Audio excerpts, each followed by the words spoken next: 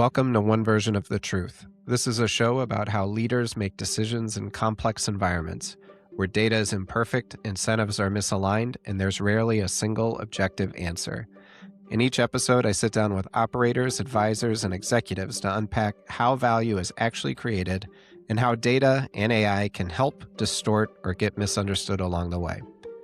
I'm your host, Taylor Culver. I work with senior leaders to connect data to real business outcomes. I started this podcast to move past theory and frameworks and get the judgment calls that actually move markets and companies. Today, I'm joined by Tim O'Neill. Tim is a seasoned SaaS sales executive who has helped scale multiple enterprise software companies from early stage to over $100 million in revenue. He's held CRO roles at companies like Elation and worked inside high-growth environments like ThoughtSpot, where he's seen firsthand what breaks, scales, and separates good sales organizations from great ones. In this conversation, we explore a hard truth. Growth isn't usually limited by product or market, it's limited by people and discipline.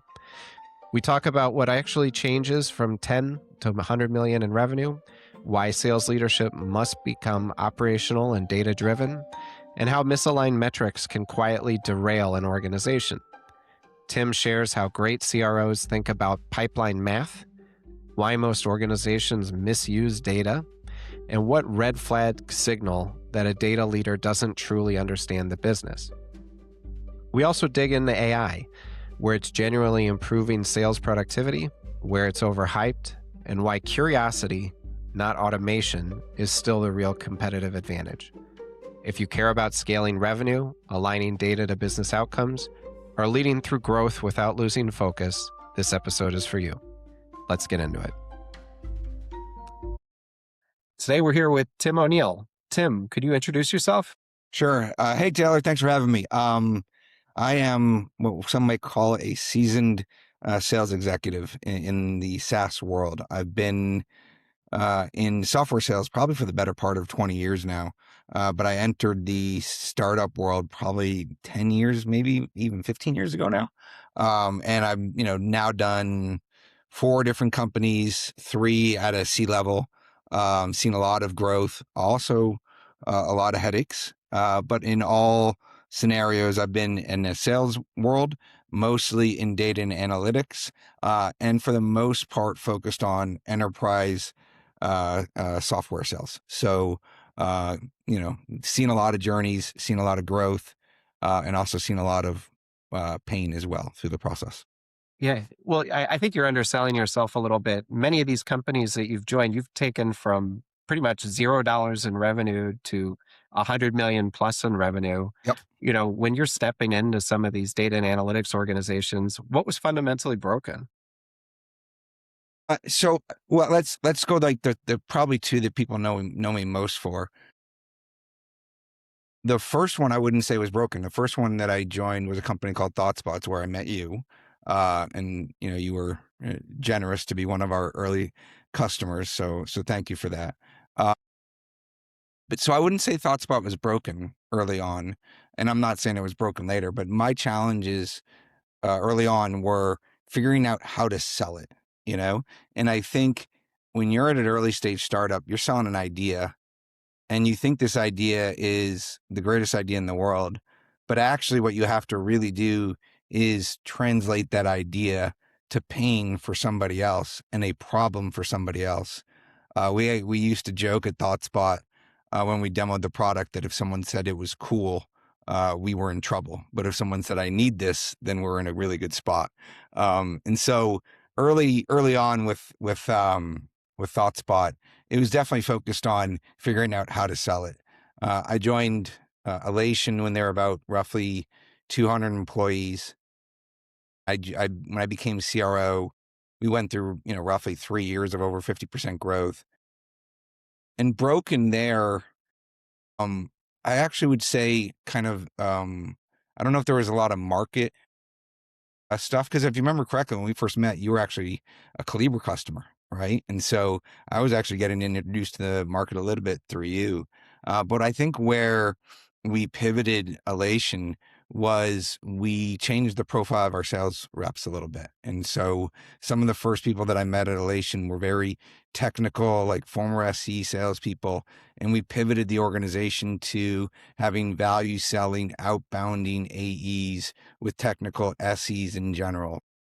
I think part of it is as you scale organizations, what you need from certain profiles, both sales reps, sales engineers, product leaders, sales leaders, it changes. What you need from 0 to 20 million is different from what you need from 20 to 50 million is different than what you need 50 to 100 million.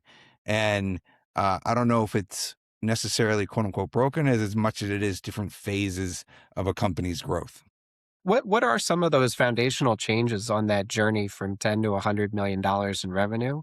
And where do you see companies stall on that path?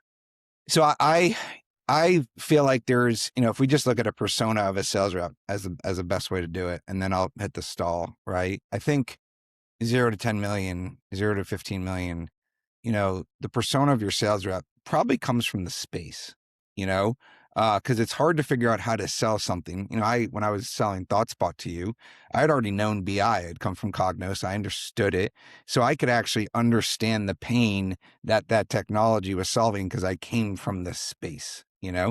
But I think for those first 0 to 10 million, what you're really looking for is common use cases and outcomes that customers are seeing in those first year, 2, 3 years. And you need almost someone that understands the space to help you figure out what those outcomes are. And once you get to those business outcomes or use cases, then you can start to bring in a different profile of a sales rep that is value selling, outbounding, messaging, things like that. And sometimes the sales rep that was there from 0 to 10 can make that transition. And sometimes you need to bring in other people to surround them and see if they can make that transition.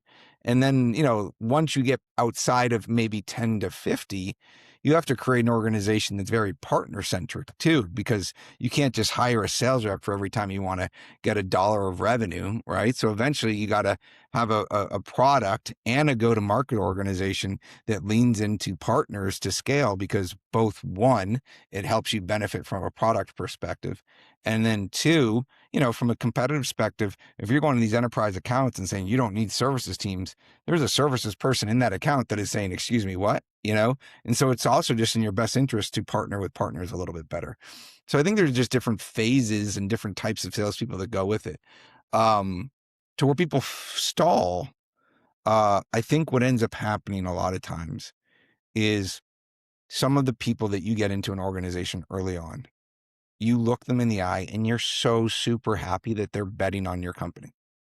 So you'll say things like, Taylor, you come here and you can be the CRO of this company. And if we hit these numbers, you're going to be CRO. And what should have maybe been said is, hey, Taylor, if you come here and do well, we're going to keep giving you equity and we're going to give you these opportunities to grow. But maybe as we scale, we may need to bring in someone that's done this before that you can learn from. And I think the navigation of that truth early on is really important. And a lot of times as people scale, it's a people problem that gets them in trouble more than it is a TAM problem or a product problem. It's interesting to me is that you have a different kind of sales leader for every phase of that journey. And when you bring people in, it's, hey, you're the head of sales now, but you're probably not the head of sales in $50 million. And that might sting. Like it's like, well, I got you to 20. Like I should be able to get you to 50. It's interesting how you call it a people problem. I'm curious when it comes to running your sales teams, what metrics did you obsess over? Were you I mean, you're in a data oriented business. Are you a data oriented leader? So it's interesting. If I had to say some of the benefits that I had in my career, I would, call out probably 3 people, right? And I'll answer your data stuff. Jeet, I was super, super lucky to run into a Jeet. A Jeet had founded Nutanix and then went out and founded ThoughtSpot. And you don't think about how fortunate you can be from somebody that's seen the scale. So like when you get into these problems, they're not as stressed as maybe somebody that hasn't seen it before. And then there was a gentleman named Brian Blond who came in to ThoughtSpot as we started to scale. and he helped me with sales process, sales methodology, and things to look for that you're asking about, that you want as you scale. Then the third person, when I went to Elation, there was a gentleman named Dave Kellogg, and Dave is notorious for, he was the CMO of Business Objects from like 1 million to 1 billion in revenue, and then a multiple time CEO. And one of the things that Dave did for me, Taylor, was we got into a room one day before we even like got into scaling the organization, and we were like, "Hey, how many? What's our top line revenue number for the year? How many deals does a sales rep need? How many MQLs does the organization need? Where does it come from? Does it come from partners? Does it come from sales? Does it come from inbound? Does it come from outbound?" And it really, Dave is a math background, and it really forced you to be a numbers person. And I'm a firm believer that a CRO is an operator and a numbers person. They can do the sales thing, but the difference between a VP of sales is just in the deals. And the CRO knows the data and the numbers, And like, perfect example, your VP of sales 9 times out of 10 can tell you every deal that gets them to the quarterly number. Your CRO knows their 2 and 3/4 out pipeline, their win rates, how many deals they need, their conversion rates, their lot, like that sort of stuff. And it's just the outward focus of it. And a lot of times the CRO accepts that more likely than not, their quarter, right? It's going to fluctuate between 5 and 10%, maybe, right? But it's the work that you're putting in Q1 is what's going to actually create Q3, right? And so when you don't put effort on out quarter pipe, win rates, things like that, you end up just looking at deals, and you end up really missing on the top line metrics. That's helpful for me to kind of understand because did you find that certain data sets are overvalued when you were Yeah. working with your teams? Like, Yep. is the CRM the gold standard, or what was overvalued to you? I actually would say there's a couple things that are important to the discussion. One of the things that Dave and I agreed on was whatever metrics we agree on are the metrics we're using, right? And you can appreciate this as a data person, right? But if you don't agree on the metrics and don't use the same metrics like for the next 2 years, someone who's really good at data comes in and goes, "Look at these metrics that I just made up that you guys weren't talking about," because you can make data say whatever they want, right? You can have actually really good quality data. People talk about quality data. You can have really good quality data, but if the person over here wants to talk about these metrics and the person over here wants to talk about these metrics, okay, you have two people talking past each other, and that's why aligning on the metrics really matter, right? So like, as an example, someone can say, "Hey, I need 5x pipe coverage." If your win rates are 10%, doesn't really matter if you have 5x pipe coverage, right? Okay. If your deals are 300 days, it may not matter if you have 5x pipe coverage, because all 5x of that pipe coverage may be coming, in 18 months. Okay. So you need to have stage weighted pipe. You need to have win rates. You need to see AE driven pipe to make sure your AEs are driving pipe. You need to see what marketing is driving to see your most valuable revenue engines with regards to the marketing organization. You got to see what partners are doing. And then, of course, the fun part is once you even close a deal, cool, let's see how quickly they got onboarded to make sure they don't churn, right? And there's a list of 10 to 15 solid metrics that you need to look at. More likely than not are lagging indicators, and you still need to look into the leading. But if you don't agree on them and you let someone change them down the road, you're never going to get to where you want to be. So pretty much is the challenge comes is when people start presenting alternative KPIs or alternative truths, right? And it kind of derails the narrative because it's about making progress more so than having the perfect metric.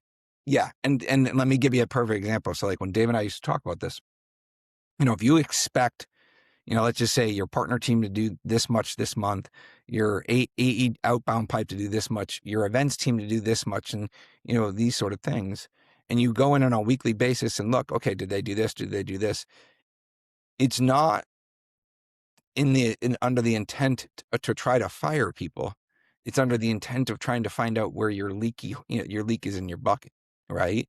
And a lot of people like to report good news versus search for like the red, you know? And when you have an organization structured around reporting good news versus searching for the red, right? You got to embrace the red and have a culture that it's okay to have red and let's go fix it versus rewarding good news. And the best example I can give you is if you just think about that process that I gave you. Okay, here's these revenue engines, here's whatever, right? I was in an organization one time that they were like, well, listen, the sales reps just aren't accepting the leads quick enough. So why don't we just change the definitions? Yeah. And it's like, guys, we're not solving for trying to fix the numbers. We're solving for trying to find out where the problems are. And as soon as we change the definitions of whether it be an MQL or an SQL or whatever, right? Now, everything that we just tracked for the last 3 years isn't actually relevant anymore because you've just changed the definitions going forward, you know? And it's like the intent isn't to provide data to make you look good. The intent is to get data to find out where the problems are in the business, you know? And when you take that mindset shift to I'm looking for problems and problems are good and let's embrace the problems versus I'm looking for problems so that I can fire you, you know, it really changes the culture of an organization to embrace data, to not change metrics to make yourself look good, you know, and to go after where the red is in the organization. I love it. And tell me this, when you're running these different teams at all these different companies, were you primarily reliant on your sales operations team to provide you data and analytics, or was there a centralized data team that helped you as well? Uh, Both. So I would say, shout out to Alec. All right. Alec was one of my best ops guys. And um, Alec knew the data really well and he had a data team underneath him. And you could always talk to the data team and they give you insights. But to the previous discussion, the data team knew all of the data, right? So they could call you up with some insights that could spin your head and get you really frustrated almost. You'd be like, well, I need to go pay attention to this one thing that so-and-so just told me. And someone like Alex, like your ops team is going, okay, like, listen, that is relevant. That's not where our problem is right now. We need you focused over here, tough guy, right? And that, he kind of helped synthesize the noise for me a decent amount. And I think the other thing too that Alec, there's a funny story. We should probably have him on a follow up podcast. But when he first came into the organization, he had been trained pretty well on how to forecast, to a really good level. So he calls me up and, he starts and we're excited about our relationship. And he's like, I'm going to help us forecast better. I was like, Alec, forecasting is not my problem. And he's like, you haven't seen me forecast. I'm like, okay, got it. Right. Now, sure enough, I didn't have a problem forecasting. I was like 98% accurate with regards to, whatever, because I had different methodology that I followed, but it wasn't, just by the seat of my pants. Right. But I had other problems that Alec was really skilled at being able to help me with. Right. But he thought, oh, everybody struggles with forecasting, so I'm going to go fix that right away. And it's kind of like, no, go figure out our other data problems first before we actually figure out what our problem is. You know what I mean? So tell me this. I mean, you've had the opportunity to work with a lot of different data people in your career. What's a good partnership between the sales team and the data team look like? Um, it's a great question for Alec. I think it's a combination of two things. Uh, to the theme of the discussion, I think that as a senior level exec, my job is to not create thrash or destruction to my field. So if I create kind of a protective front from things that get to the field and distract the field, and say, hey, listen, all I care about is if you outbound, all I care about is win rates, and all I care about is say like AE productivity. Like those are the three metrics that I care about, and that's all we're going to do. And then my managers run behind that, and my second line managers and my reps run behind that. Like that's really important that they don't get distracted by a new metric every week and a new metric every week and a new metric every week, right? But then to be able to have discussions behind the scenes with my data team on things that are like coming up in the data that are concerning, that we can go start to dig into and have a relationship on, that we can bring back to the field on a thematic basis, not in an ad hoc basis, maybe once a quarter at the end of a quarter, to say, hey guys, did a great job with the 3 things that we asked you to. Just something to think about was, hey, our partner source pipe wasn't, even though our win rates were average, our partner source pipe went down, right? So we need to do the following things next quarter to improve that. But if you don't kind of get in front of that, right, you'll create thrash for the field. But at the same time too, if you don't listen to the data team and show that you're embracing data and not bringing some insights to the field, they're not going to trust you either. So it's this world where you have to show that you're embracing data, but you also can't be so sporadic that every week is a new idea to the field. I like it. Yeah, I mean, it kind of goes back to what you were saying earlier is being more consistent about how you measure versus what you're measuring. Yes. Because it's what are you doing? What are you not doing? Um, Go ahead. Well, and the other thing too is like, I mean, you've ventured into the world of sales now, right? The world's, you know, sales reps want to wake up every day, know what to do, like how to do their job, not be distracted, and how to make money, right? They don't want to wake up every day to this new thing that they're supposed to do that actually doesn't make them money, but they have to go do this thing to appease their boss and their data person and their CMO and their CEO. And it's like, guys, I have a list of 3 hours of work and none of it's selling stuff, you know? And like, once you get to that world, and you may have gone too far in the data, you know? I like that. Well, I think you've had a cool purview into data people, given your career. You've sold to them, right? And then you've worked with them within your organization. You're friends with a lot of them, and you work in the industry. You know, something that I'm sure you have a pretty good pulse on is what signals to you that a data leader fully understands the business and is going to be a great partner.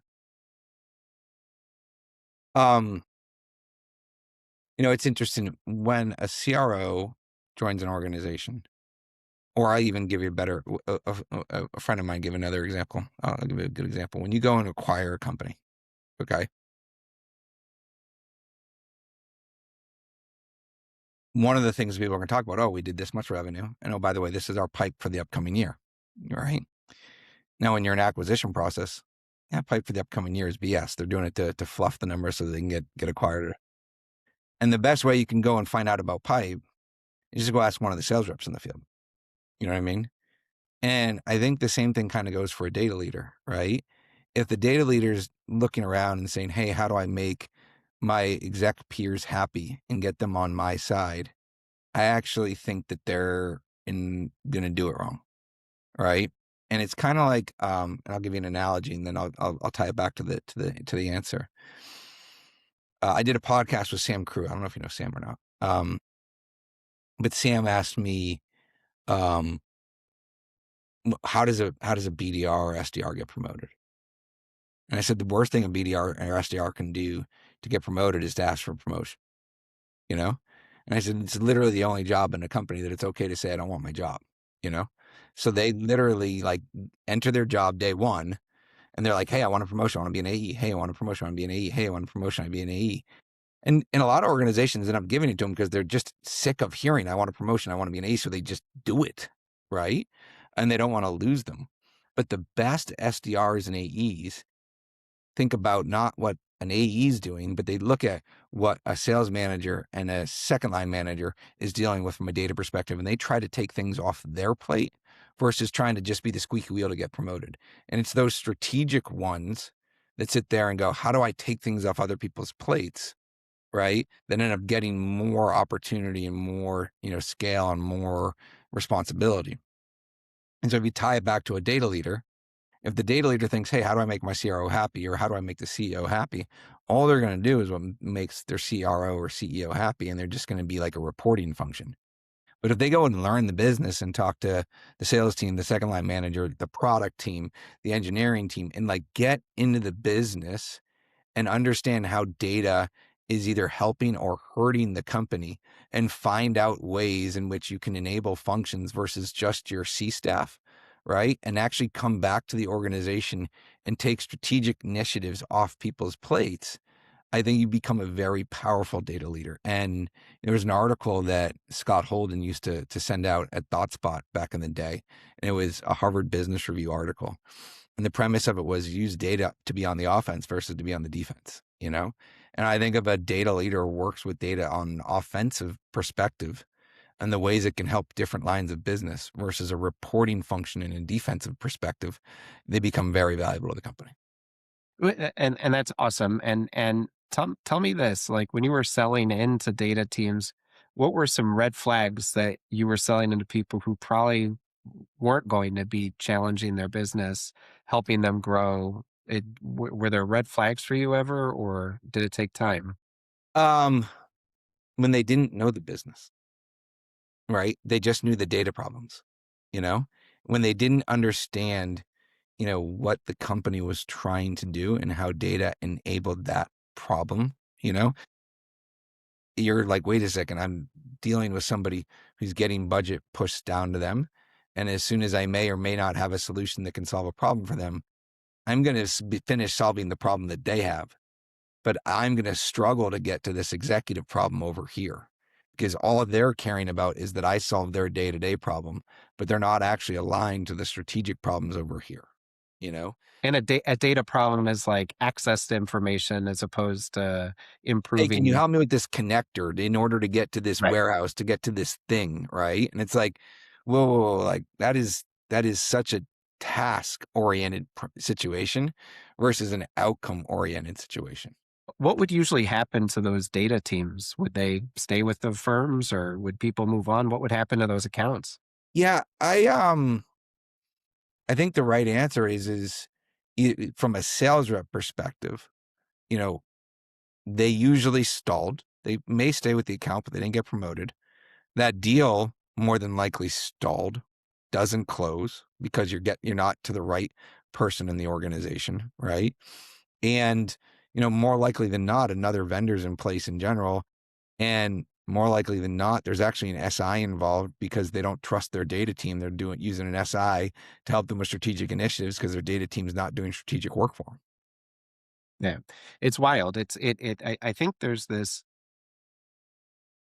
I don't want to call it a blind spot in the space in terms of orienting data teams that business value as much as probably a minimization of it.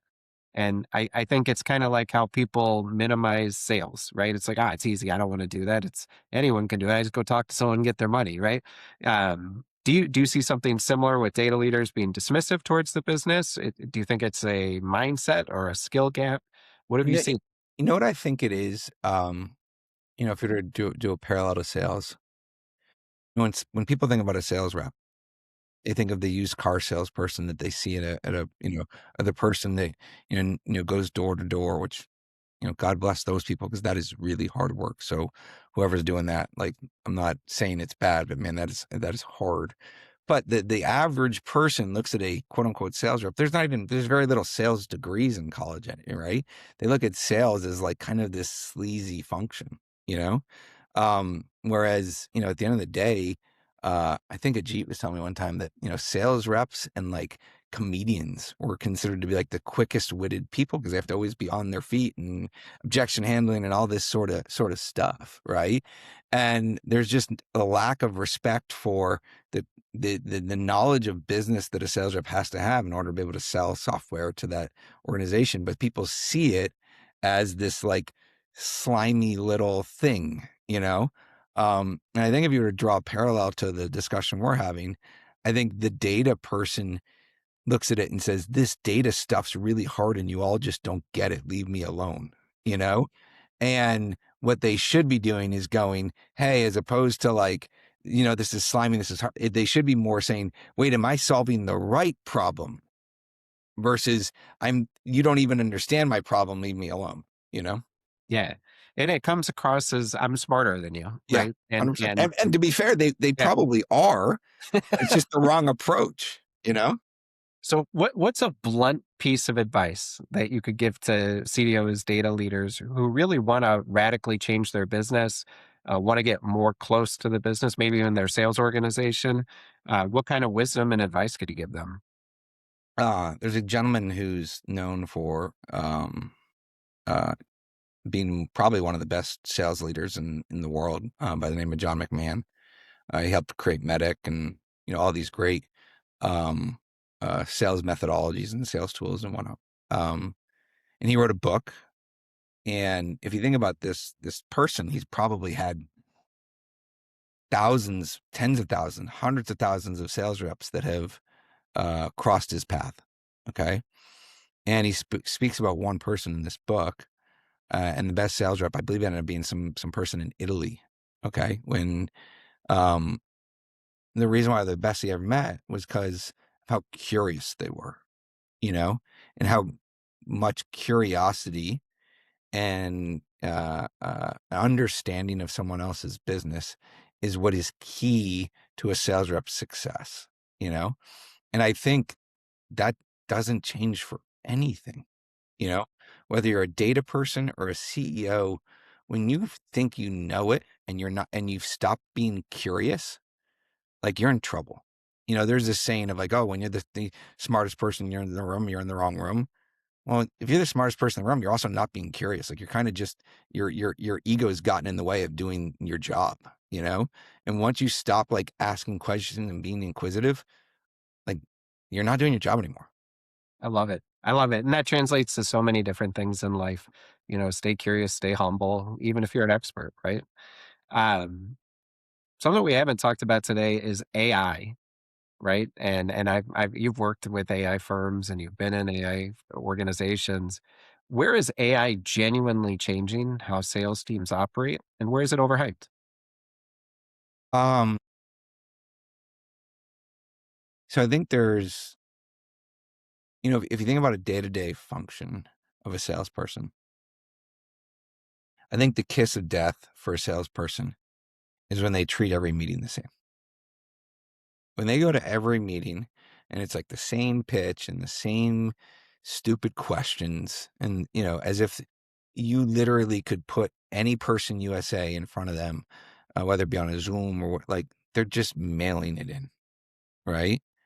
And part of that is because they're mailing it in and they're lazy, right? And the other part of that is, whatever period of time ago, access to information on these companies was somewhat hard to get, right?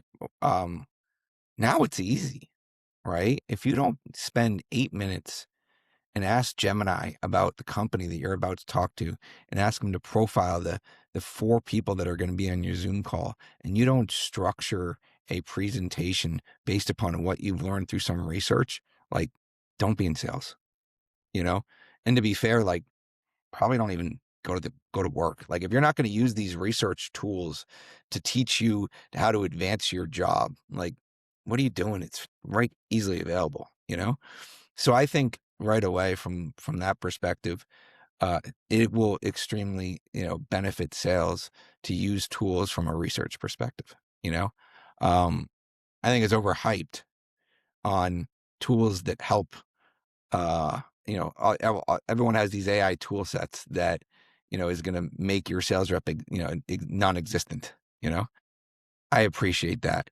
Um, but I actually don't think that'll happen. I think they may make your sales rep more efficient, but I don't think we're going to wake up in a world where you don't work with a sales rep at all anymore, you know? I mean, you think about it, for AI to take over leadership, communication, bridge trust between two people. I mean, we're a long way away from that, and sales is all about trust. And can you build rapport with the other person? And Can you just solve their and just problem? to be clear, you may want to interact with an AI agent, Taylor, to get a lot of information about a company yourself that you're thinking about buying the product from. And I'm not saying that won't happen, and that organizations won't create AI agents that you can learn more about the company and the product yourself without talking to a sales rep. But at some point, you're going to still get to that last mile, in which before you write a check for $3 million, you may want to talk to somebody. Right. Right. So, we see in the market, all these SaaS companies are getting crushed. I was looking the other day and HubSpot was down over 60% in the last 12 months. is getting crushed. I think the argument is that now people can go out and build their own apps, right, with AI. I just built one right now while we were talking. Yeah. There's an app. There's an app. No, Well, I mean, these are eroding tens of billions of dollars of value, right? And is AI going to disrupt SaaS, or is it going to disrupt something else? so my answer to the question is very simple. One, if I knew the answer, I would be not on this podcast as much as I love your pretty face. Be on an island somewhere. But I do think there's financial principles and foundations that we still have to understand is that, SaaS was a recurring revenue model that created, great profit margins and have a lot of different cash flow, um, on a balance sheet, you know? And I mean, listen, you've got a better finance background than I have, but I don't know the last time in which someone had tons of cash on a balance sheet and they were screwed, you know? So I kind of feel like, do I think SaaS is in trouble? I don't know. Sure, in some capacity, right?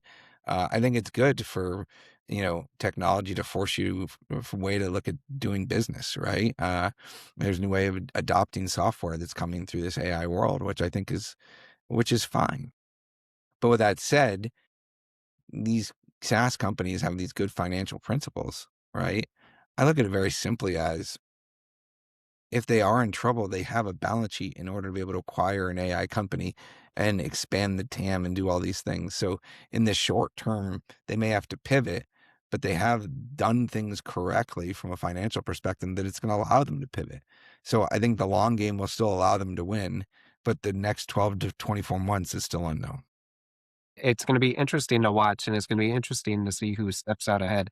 I was talking to someone about this the other day, and I'm a big believer that AI is going to be far more disruptive to service firms than software I firms, agree. Yeah. and it's not priced accordingly, and that's what's interesting to me is and I'll be curious to see how that plays out over time. But kind of bringing this all together, brother, you have grown several companies to huge levels of revenue. How should companies think about AI as it relates to growth and scaling from 1 million to 100 million in revenue?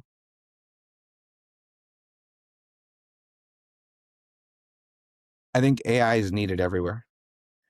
Um, and so I think it's just mm, finding efficiencies in your business, like let's just use the previous discussion.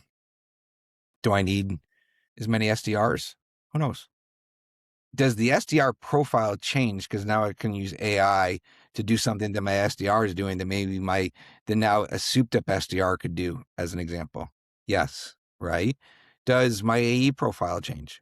Do I maybe need to pay my AEs more but have less of them because AI can do this thing over here in general? So I need a different type of AE that's more talented and more skilled, but they're going to leverage a different tool.